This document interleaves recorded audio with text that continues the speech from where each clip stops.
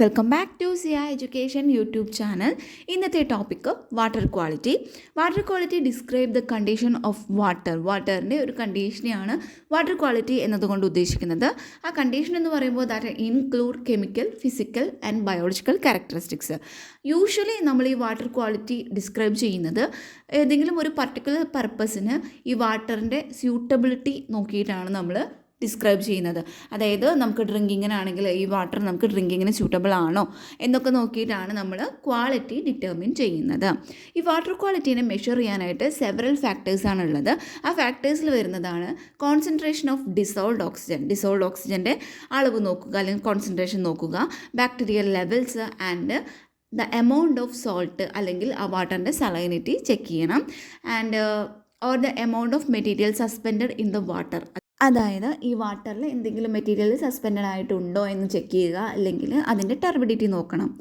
ചില വാട്ടർ ബോഡീസിലാണെന്നുണ്ടെങ്കിൽ ഇതിൽ ഈ മൈക്രോസ്കോപ്പിക് ആൽഗേസിൻ്റെ കോൺസെൻട്രേഷൻ, അതുപോലെ തന്നെ ക്വാണ്ടിറ്റീസ് ഓഫ് പെസ്റ്റിസൈഡ്, അതിൽ പെസ്റ്റിസൈഡിൻ്റെ ക്വാണ്ടിറ്റി എത്രയുണ്ട്, herbicide, heavy metals and other contaminant, ഇതെല്ലാം ചിലപ്പോൾ ഈ വാട്ടർ ക്വാളിറ്റി ഡിറ്റർമിൻ ചെയ്യാനായിട്ട് മെഷർ ചെയ്ത് നോക്കാറുണ്ട്.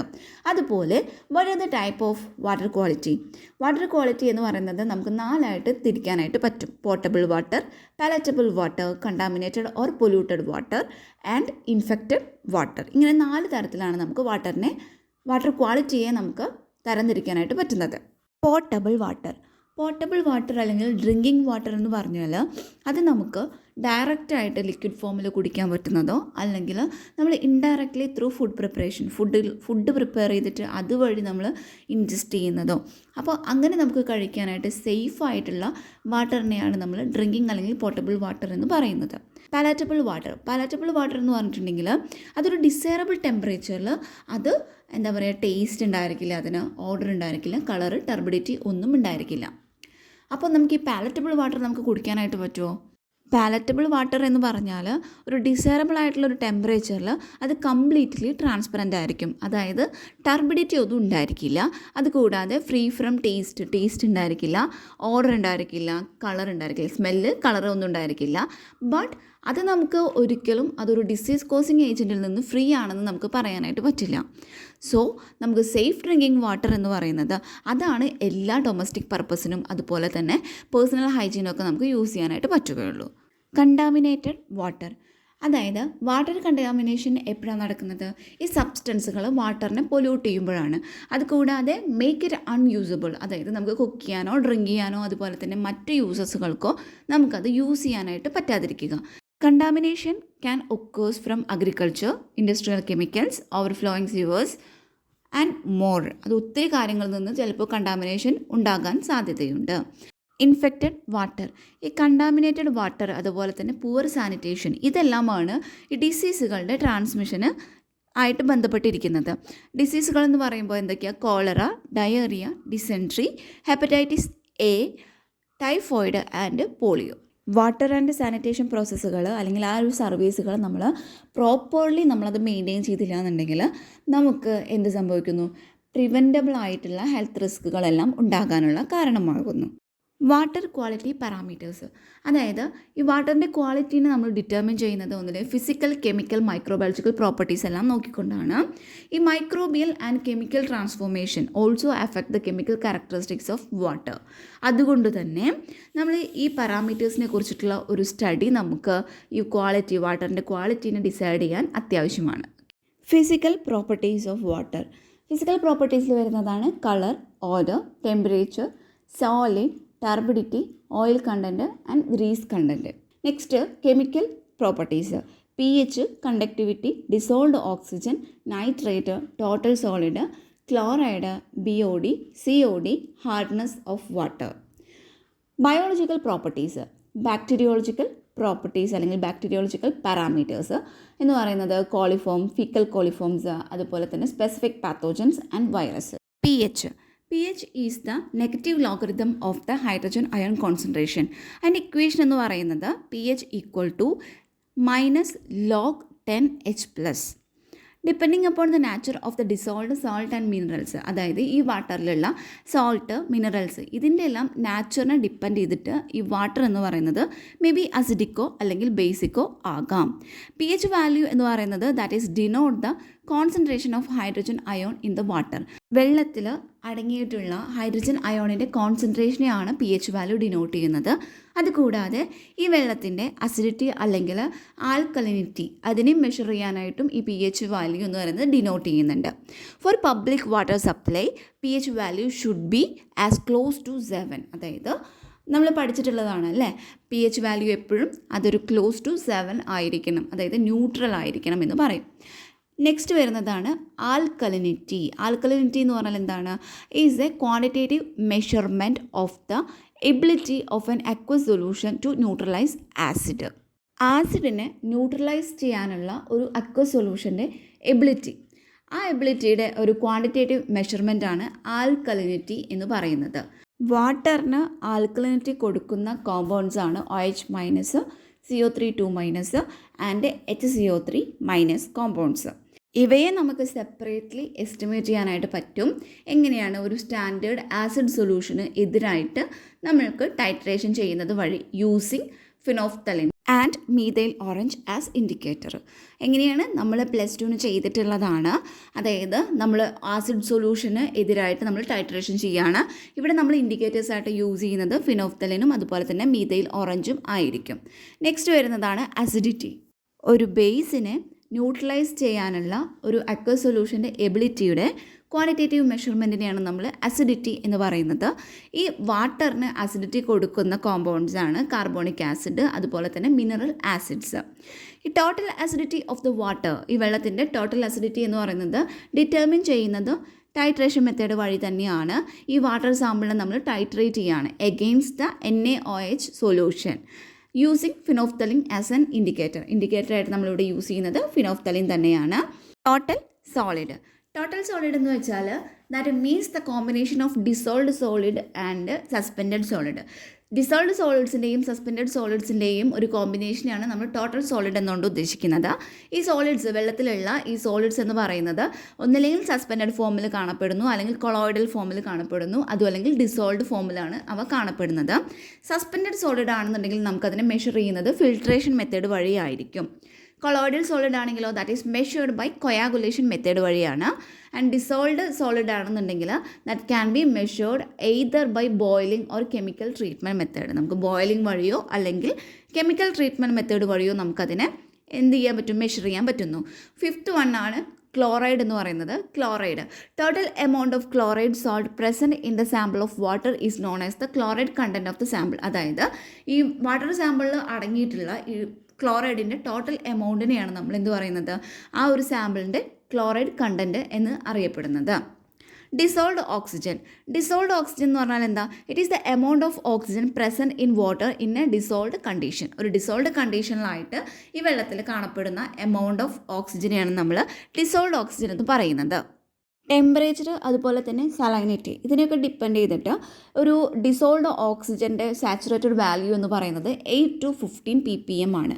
ഡിസോൾഡ് ഓക്സിജൻ ലെവൽ എപ്പോഴാണ് കുറയുന്നത്? അതായത് when the water is not in direct contact with atmospheric ഓക്സിജനായിട്ട് ഒരു ഡയറക്റ്റ് കോൺടാക്റ്റിലല്ല ഈ വെള്ളം എന്നുണ്ടെങ്കിൽ അവിടെ എന്താ പറയുക, ഈ ഡിസോൾഡ് ഓക്സിജൻ്റെ level കമ്മിയായിരിക്കും.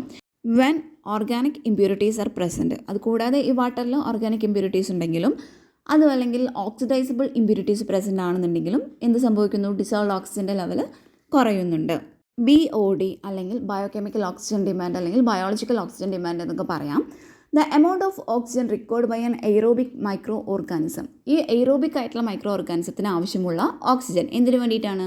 To decompose the organic matter in the sample of water.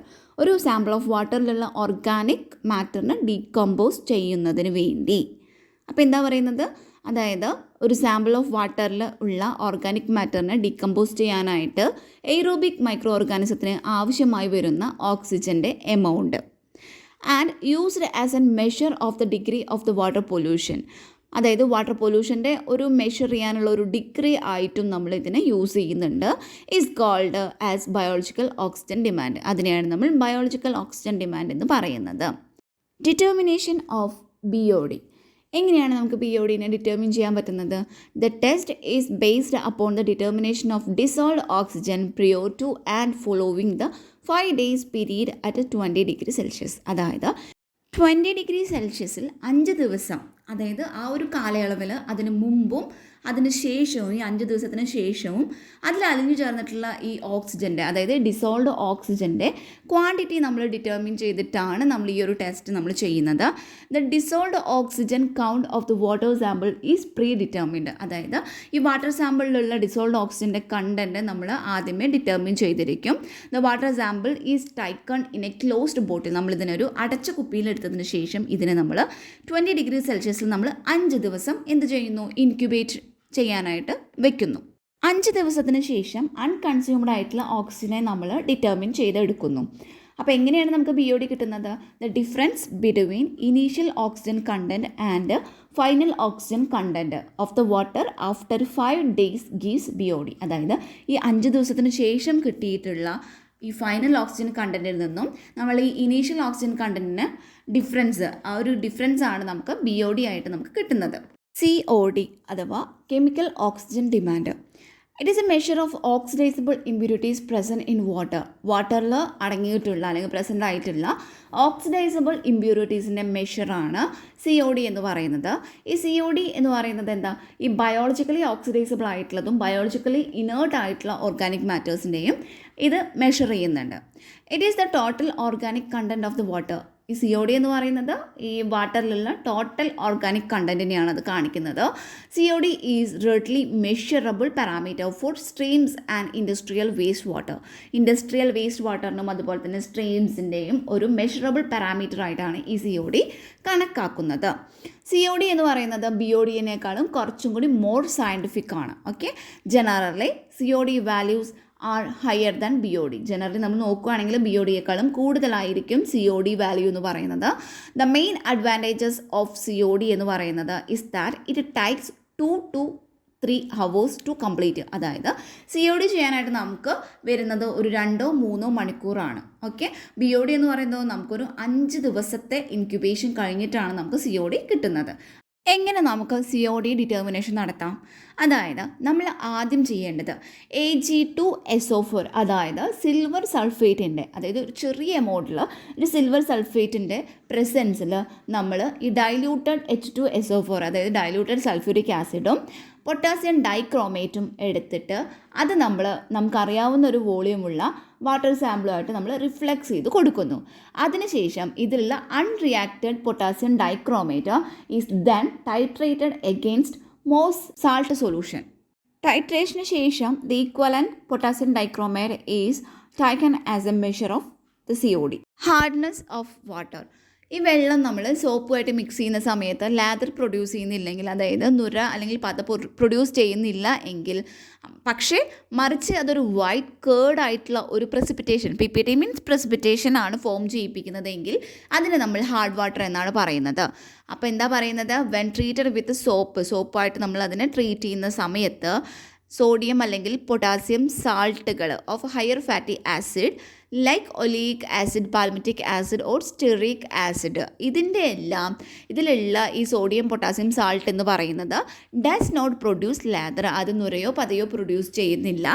But on the other hand എന്ത് സംഭവിക്കുന്നു? ഒരു വൈറ്റ് പ്രസിപ്പിറ്റേഷൻ അവിടെ ഫോം ചെയ്യുന്നു. ടൈപ്സ് ഓഫ് ഹാർഡ്നെസ് 2 തരത്തിലാണുള്ളത്. ഫസ്റ്റ് വൺ ആണ് ടെമ്പററി ഓർ കാർബണേറ്റ് ഹാർഡ്നെസ്. ഇതെങ്ങനെയാണ് ഉണ്ടാകുന്നത്?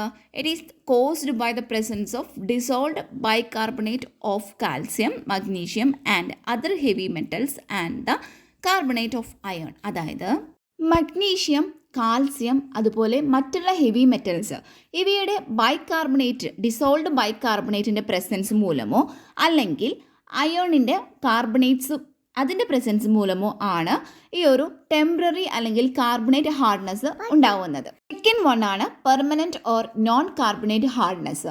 അതെങ്ങനെയാണ് ഉണ്ടാവുന്നത് അല്ലെങ്കിൽ അതെങ്ങനെയാണ് കോസ് ചെയ്യുന്നതെന്ന് വെച്ചാൽ chloride, sulphate of calcium and magnesium, iron and other heavy metals ഇതിൻ്റെ എല്ലാം പ്രസൻസ് കൊണ്ടാണ് പെർമനൻ്റ് ആയിട്ടുള്ള അല്ലെങ്കിൽ നോൺ കാർബണേറ്റ് ഹാർഡ്നെസ് ഉണ്ടാവുന്നത്. Unlike temporary hardness, permanent hardness is not destroyed by boiling. ഈ പെർമനൻ്റ് ആയിട്ടുള്ള ഹാർഡ്നെസ് എന്ന് പറയുന്നത് നമുക്ക് ഒരിക്കലും ബോയിലിംഗ് വഴി ഡിസ്ട്രോയ് ചെയ്യാനായിട്ട് പറ്റില്ല. നെക്സ്റ്റ് തന്നിരിക്കുന്നത് അത് പാരാമീറ്റേഴ്സും അതിൻ്റെ ഒരു സ്റ്റാൻഡേർഡ് വാല്യൂ ആണ് കേട്ടോ. ഡ്രിങ്കിങ് വാട്ടർ സ്റ്റാൻഡേർഡ്സ് ആണ് നമ്മൾ ഇന്നിവിടെ ഡിസ്കസ് ചെയ്തിരിക്കുന്നത്.